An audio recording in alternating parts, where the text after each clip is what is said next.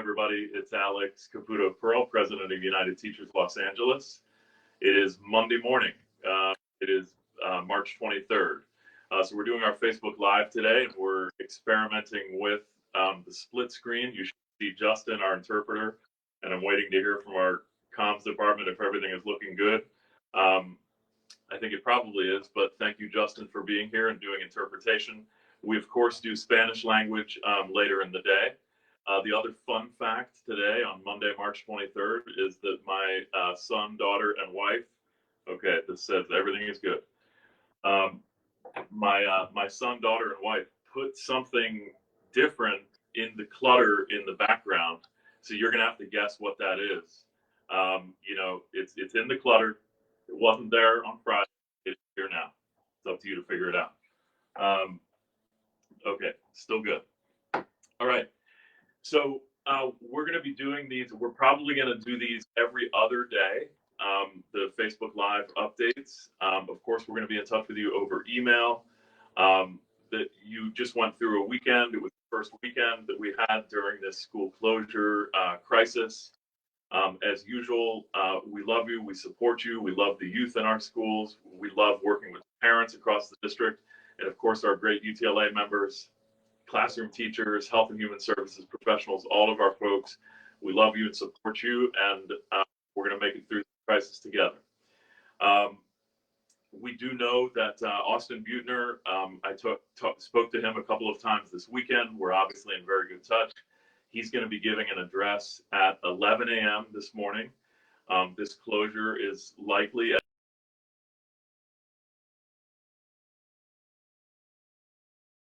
Everybody is out there trying their best, doing some great work, and please keep that up. But also remember, be in your house as much as possible. Only go out for the absolute necessities. That's how we're going to flatten this curve.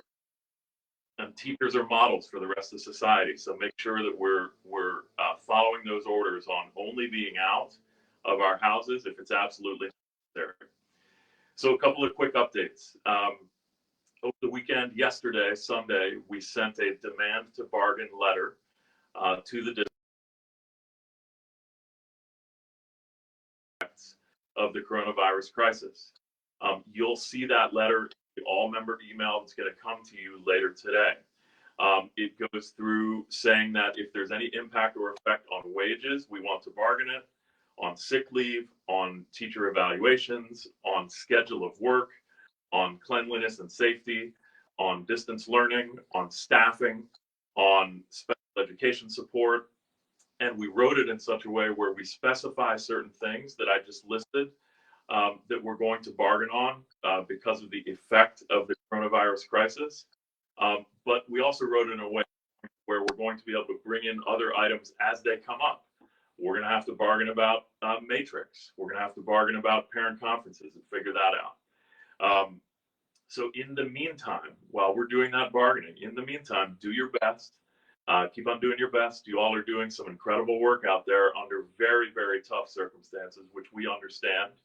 But do your best, and your administration should be flexible until we have real guidelines bargained out on each of these things, including on distance learning, which a lot of you have been reaching out to us about.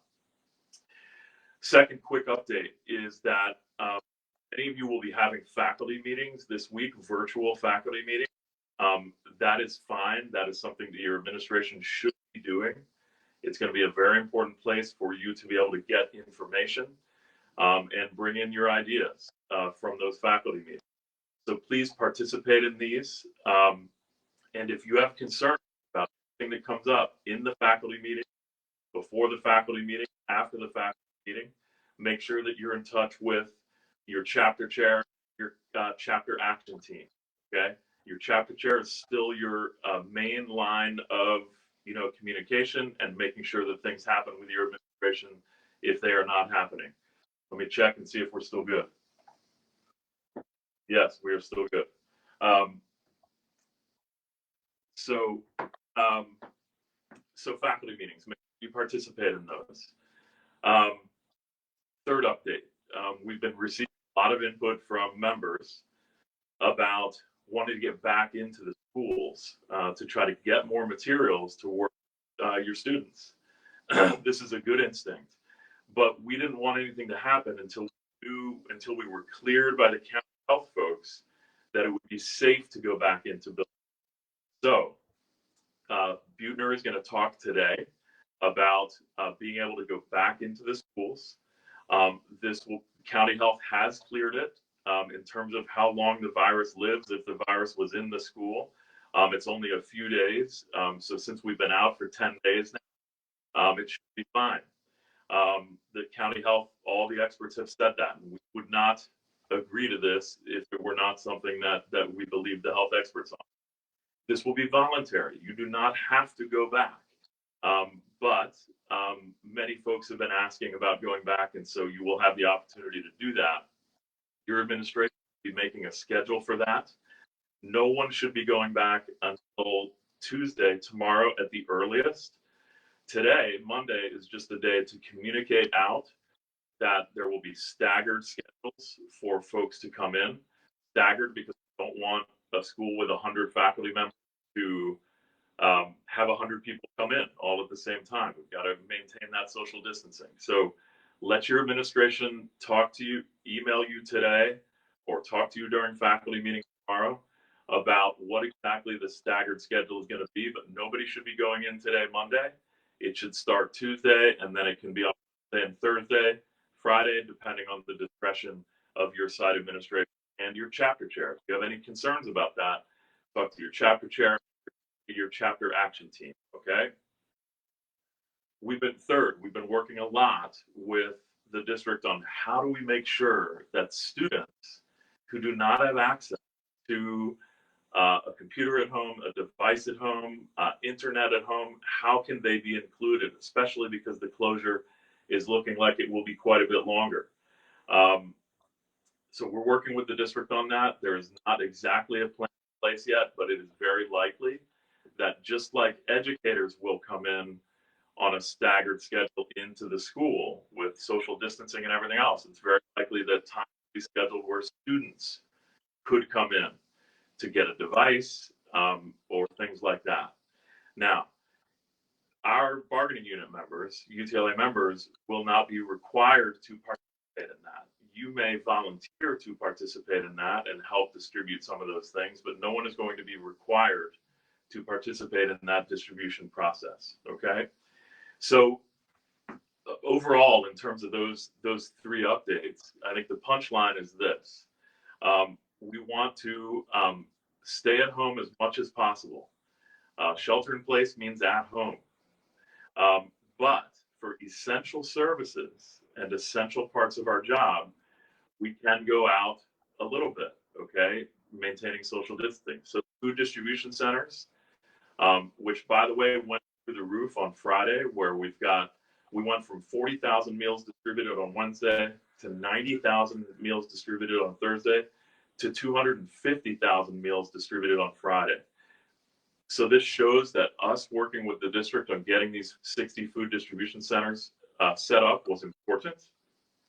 It also shows that there's going to be an increasing level of need and desperation in this, and we should take that seriously. So if you're volunteering at the food distribution centers, that is an essential service where you can go outside your house, participate in that with all the social distancing.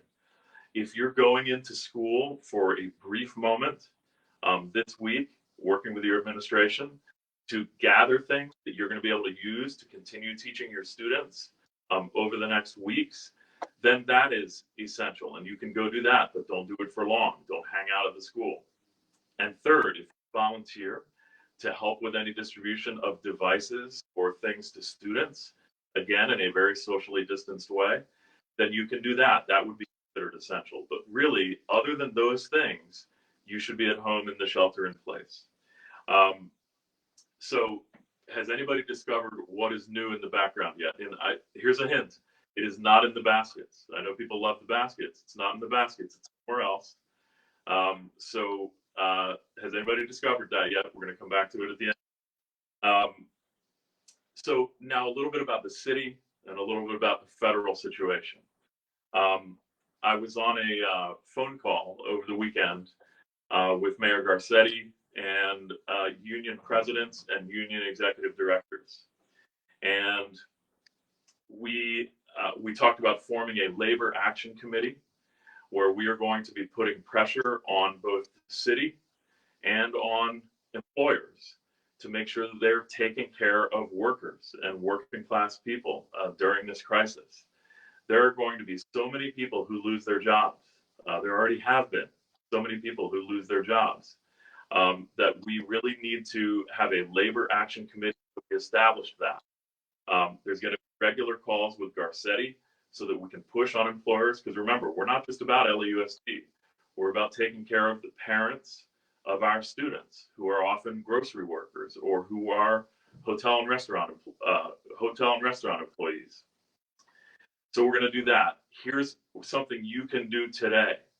Now, the city council, the LA City Council, I believe they're going back and forth on whether they're even going to have the meeting tomorrow. But typically, the city council meets on Tuesday. If they don't meet tomorrow, they're going to have to figure out a way to have a meeting.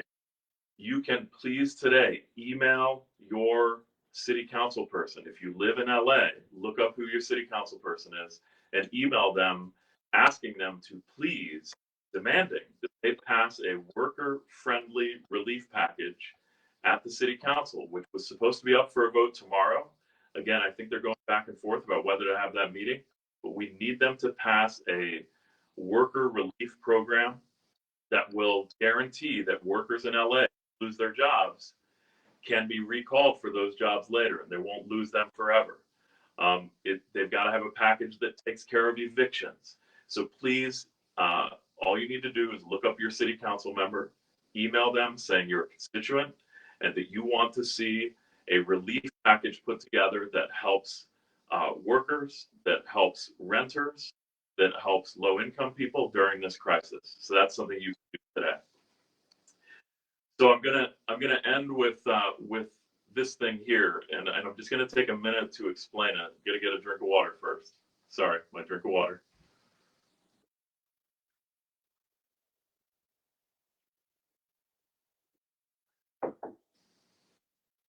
So I want to end with this piece here. And sometimes the federal government can seem very far away. What's happening in the White House, what's happening in Washington, D.C., etc. But if there ever was a time where the actions of the federal government make a huge difference for people in LA, it is right now. So let me run through a couple of statistics. Right now, economic experts are thinking that, or are projecting that we will see unemployment levels during and immediately after this crisis of at least 30%, which would be the highest unemployment rate since the Great Depression in the 1930s. This is stunning. At the same time, the private equity firms and investment banking firms like Goldman Sachs projected that there would be a 24% decline in the gross domestic product of the United States in terms of economic activity. But at the same time, Goldman Sachs gave a 19% raise to their CEO, who now makes $27.5 million per year. So we see a crisis of unemployment, and yet we still see massive inequality and actions by the rich that are outrageous. Meanwhile, the Department of Justice in Washington, D.C. announced over the weekend that they may be looking at ways during this crisis to hold people indefinitely without trial. Who is this going to impact most? It's going to impact low-income people, working class people who feel during the midst of this crisis that they have to do something desperate for their family. If they do something desperate and they're taken in, the Department of Justice is saying that they may want to suspend rules and be able to indefinitely hold people in jail without trial. This is very chilling. Meanwhile, my wife and a whole bunch of other nurses, my wife is a labor nurse, are literally operating at their work without masks a lot of the time. And yet ICE has requested 45,000 of the highest level masks to continue ICE raids against immigrants. How does that make sense? The nurses don't have masks, and ICE gets to request 45,000. And meanwhile, as the federal government looks at a package that could help workers, you've got corporations lining up for corporate loopholes, tax breaks, bailouts, etc. Now, I want to contrast this to something, and stick with me, because what the federal government does here is crucial to our families in LA. And if our families in LA are hit super hard by this crisis, we can expect a massive impact on our schools, on our enrollment, on our attendance, on everything going forward. So please know that the federal stuff is important. Now, let me contrast those stats that I just gave you. In the United Kingdom, the Prime Minister and the Chancellor just announced that the government would pay 80% of the wages of workers who are unemployed during this crisis. 80% of the wages, if the corporation or the business that they work for guaranteed that they would be kept on the employment rolls. So let me say that again. United Kingdom, they said the government will pay 80% of wages through the business if the business says that they'll keep their employees on the employment rolls. That is incredible. And that's the kind of major social action we need to keep society together and to keep families running. Now, in 2008, we saw a bailout during the economic crisis that ended up being bad and gave a lot of corporate bailouts, but didn't really help workers. In 2005, we saw a response to Hurricane Katrina that privatized that school system. It has to be different. It's not different this time. And remember, not just Republicans, but Democrats were involved in both of those bailout packages in 2005 and in 2008. So to close on this subject, you're going to get in the all-member email today. They may be able to put it up on the screen right now. The UTLA officer sent an open letter out this weekend saying that Bernie Sanders should stay in the race right now. Now, UTLA endorsed Bernie Sanders through a long process that involved folks at school sites, and it looks like he may not get the Democratic nomination. Of course, UTLA is going to end up endorsing whoever the Democratic nominee is. If it's Joe Biden, then we will support Joe Biden, and we will vigorously campaign for Joe Biden to defeat Donald Trump, because Trump is so destructive to public schools. Obviously, Betsy DeVos is horrible for public schools and destructive to our families. So we'll support whoever the Democratic nominee is, and we're prepared to do that with Joe Biden. However, Bernie Sanders is the only one in this race who has actually put forward a program about reimagining and reconstructing society in the way that we need to do it, so that we do not have a coronavirus crisis like this again, where healthcare could have operated differently, and the science community could have operated differently and caught this earlier. The economic system could look differently and could avoid 30% unemployment. Sanders is the only candidate who has put out a program that reimagines and reconstructs society so that we can avoid this kind of crisis in the future. Now, yesterday I was on a phone call. I'm on the AFT, the American Federation of Teachers Executive Committee, or Executive Council rather. And I was on a phone call yesterday with Joe Biden. And I outlined exactly what I just said, which is this is not a time for more corporate bailouts like in 2008 and like in 2005 during this coronavirus crisis. This is a time for bold leadership to reimagine society and reconstruct society. And whoever the Democratic nominee is has to have that bold leadership. And I made that very clear with Joe Biden yesterday. So what you'll get is a letter that the officers put out encouraging Sanders to stay in the race so that his programmatic approach to reconstructing society can actually influence Biden and influence the Democratic Party platform. Because frankly, if Sanders is not able to influence that Democratic Party platform and Joe Biden, then we're going to end up with corporate bailouts the same way we always have. And frankly, Joe Biden will be less likely to defeat Donald Trump. We need that program that Sanders is pushing to be incorporated into the Democratic Party platform and in Joe Biden's campaign if he ends up being the nominee. So you're going to get that letter. Please take a look at that letter from UTLA officers about the U.S. presidential race. Please remember the Naomi Klein stuff, the coronavirus capitalism stuff that I went over on Friday. Take a look at that video. It's an 8-minute video, but it's very good. That's Naomi Klein at The Intercept, and it's called Coronavirus Capitalism. And finally, contact your Senators, Feinstein and Kamala Harris, and say that we email them and make sure they know that we want a stimulus package, a relief package at the federal level that takes care of workers, that makes sure that we are really looking at reimagining how our society works for workers, for the planet, etc. That may seem distant. The federal stuff may seem distant, but it is not. What this $2 trillion package looks like that they're doing at the federal level is going to impact the parents of your students who you see every day in your classroom. I can't emphasize that enough. The federal stuff is not that far away. It is right in front of us, and it helps our students and their families very concretely. So I'm going to close with this. You guys can comment on whether you found the new thing that my son, daughter, and wife put into the background here. Again, sorry about the clutter, but at this point, I don't think the clutter is going to change. Shelter in place makes you develop more clutter, not less clutter, as I'm sure you all know. Stay strong, hang in there. We're going to make it through this. You'll be getting an all-member email later today.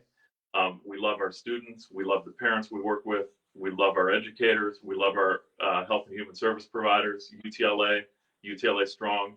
Let's stay a strong, leading public sector union, and we're going to get through this. Take care and have a great day.